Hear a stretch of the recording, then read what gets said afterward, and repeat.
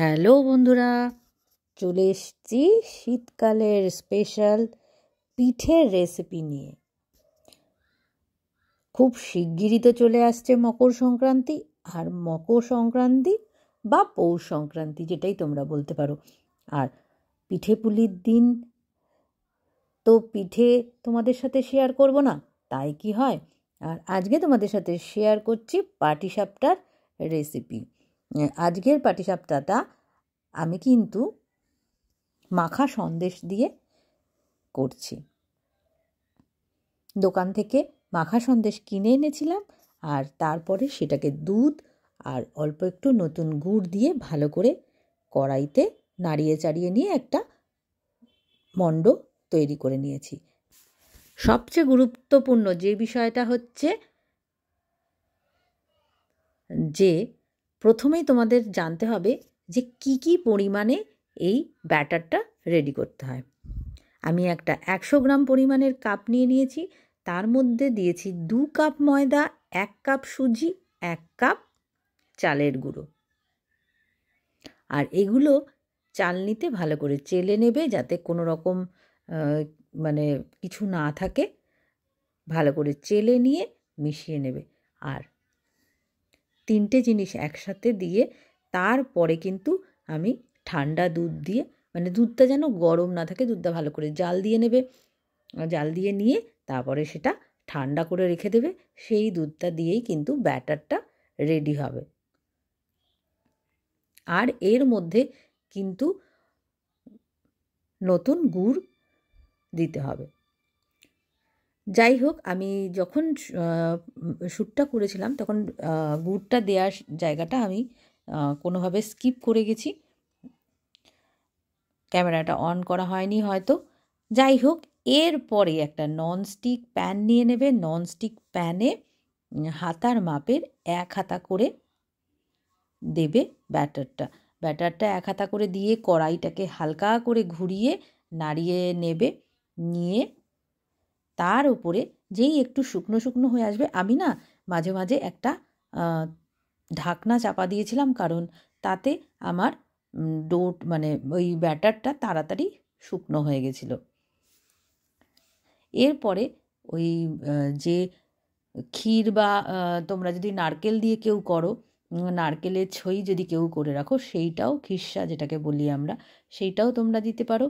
বা যারা নারকেলটা খেয়ে অনেকের অ্যাসিডিটির প্রবলেম থাকে, তার জন্য আজকাল আমরা বেশি ক্ষেত্রে ওই মাখা সন্দেশ বা ক্ষীরের জিনিস, ক্ষীর দিয়েই আমরা পাটিসাপটাটা বানাই।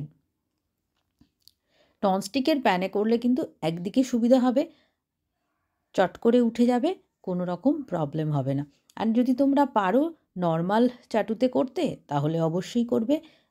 আর ব্যাটারটা যখন দেওয়ার আগে অল্প একটু ঘি আর একটু সাদা তেল ব্রাশ করে নেবে। আমি অল্প একটু ঘি নিয়েছিলাম যাতে স্মেলটা খুব ভালো লাগে, তার জন্য। তাহলে আশা করি তোমাদেরকে আমি বোঝাতে পেরেছি কিভাবে কি করলাম। সব সময় মনে রাখবে যে ব্যাটার বানানোর জন্য যে পরিমাণ ময়দা, সুজি আর চালের গুঁড়ো 3টে আইটেমই লাগে। ময়দা নেবে, ময়দা যদি মানে 100, ধরো আমার এই কাপটা ছিল 100 গ্রামের মাপ, তাহলে আমি 2 কাপ নিয়েছি, মানে 200 গ্রাম ময়দা নিয়েছি। আর 100 গ্রাম সুজি নিয়েছি, 100 গ্রাম চালের গুঁড়ো নিয়েছি। এই 3টে মিশ্রণকে মানে ভালো করে দুধ দিয়ে ব্যাটারটাকে রেডি করতে হবে। তার মধ্যে তোমরা চিনি দিতে পারো, বা নতুন গুড় থাকলে তো আর কোনো কথাই নেই, নতুন গুড়টাই দিতে হবে। আর মিষ্টিটা না খুব বেশি মিষ্টি দিয়ে ফেলবে না। বেশিরভাগ ক্ষেত্রেই সবাই বলে যে পাটিসাপটা উঠতে চায় না, কড়াইতে আটকে যায়। সেটার কারণ হলো মিষ্টির পরিমাণ যদি খুব বেশি পরিমাণ হয়ে যায়, তখনই সেটা ওই চাটু বা কড়াইতে আটকে যাবে, ভালো করে সেটা পাটিসাপটাটা তৈরি হবে না। আশা করি তোমাদেরকে বোঝাতে পেরেছি। অবশ্যই আমার ছোট ছোট বোনেরা, বন্ধুরা যারা অনেকেই করেছো, আবার হয়তো অনেকে পাটিসাপটাটা সেইভাবে করে উঠতে পারো না, তাদের জন্যই আজকে আমার এই পাটিসাপটার রেসিপিটা তোমাদের সাথে শেয়ার করলাম। কেমন লাগলো অবশ্যই কমেন্টে জানিও। আর মিষ্টি যদি তোমরা নারকেলের পুরটা না বানাতে চাও বা অ্যাসিডিটি প্রবলেম থাকে, তাহলে এরকম করে ওই কাঁচাগোল্লা বা মাখা সন্দেশ কিনে আনবে।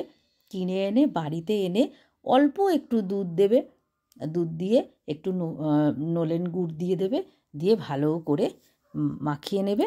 দেখবে খুব সুন্দর একটা তৈরি হয়ে যায়, ব্যাটার তৈরি হয়ে যায়। তাহলে আজকে এইটুকুই। আশা করি আজকে আমার এই রেসিপিটা তোমাদের ভালো লেগেছে। তাহলে চলো টাটা, সবাই কিন্তু ভালো থেকো, আর মকর সংক্রান্তির আগাম শুভেচ্ছা জানাই তোমাদের।